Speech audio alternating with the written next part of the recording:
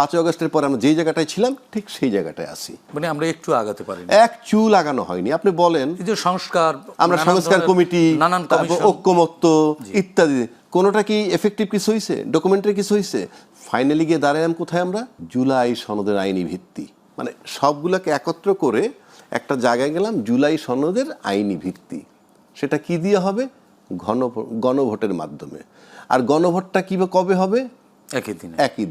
একই দিনে যদি গণভোট, যে কথা আমি আগেও বলছি এখনো বলি, একই দিনে যদি গণভোট এবং সংসদ নির্বাচন হয়, অত্যন্ত বিজ্ঞ রাজনীতিবিদরা এখনো বলেন সংবিধানের মধ্যে আছেন, ওই সংবিধানে চলছেন। আপনি বলেন তো ভাই, যদিও অ্যাঙ্কার সাহেবের প্রশ্ন করা যায় না, তবু আমি বলি আমাদের যে সংবিধানটার কথা বলে তাতে কি বলা আছে একই দিনে গণভোট এবং সংসদ নির্বাচন হবে? এরকম কোনো কিছু বলা নাই। তাহলে আমি কিসে যাচ্ছি কিসে? না, কিন্তু জরুরি যখন প্রয়োজন হয় না, ওই বিতর্কে আমি যাচ্ছি না, ওই বিতর্কে আমি যাচ্ছি না, এটা পুরনো।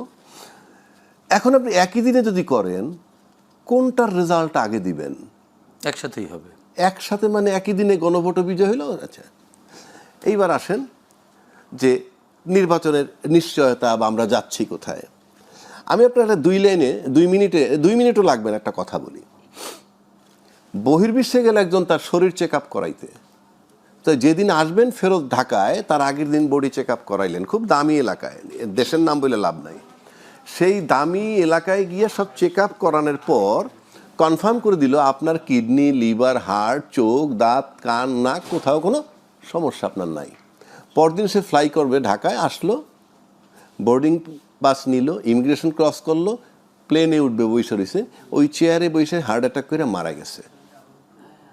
অথচ তার সমস্ত রিপোর্ট ভালো, সব কিছু কইরা পারে। এটার মানে হচ্ছে এই, পরবর্তী মুহূর্ত আপনার জীবনের জন্য কি আসতেছে আপনি তা জানেন না, এটি স্বাভাবিক। আর আমাদের যে টার্মোয়াল সিচুয়েশন এখন চলতেছে, তাতে আপনি দেখেন তো, নির্বাচনের সময় মানুষ বলে কি, আমরা ক্ষমতায় গেলে কি করব, আমাদের ফরেন পলিসি কি হবে, আমাদের অর্থনৈতিক, এই সব আলাপটা করে। আমাদের এখানে আলাপ হচ্ছে কি, কেউ বলতেছে ওরা ধর্মের ব্যবসা করে, আবার ধর্মের ব্যবসা যারা করে তারা বলতেছে যে কারা মানে খুব দ্রুত নির্বাচনের আগে তসবি দানা নিয়ে হাঁটা শুরু করে, সেটা আমাদের মনে আছে। এই আলাপ চলতেছে। তো এই আলাপ তো কোনো নির্বাচনী আলাপ না, মনে হয় যে একে অপরকে ঘায়েল করার আলাপ। 2 আসেন, তফসিল কালকে দিবে বা পরশু যখনই দিবে।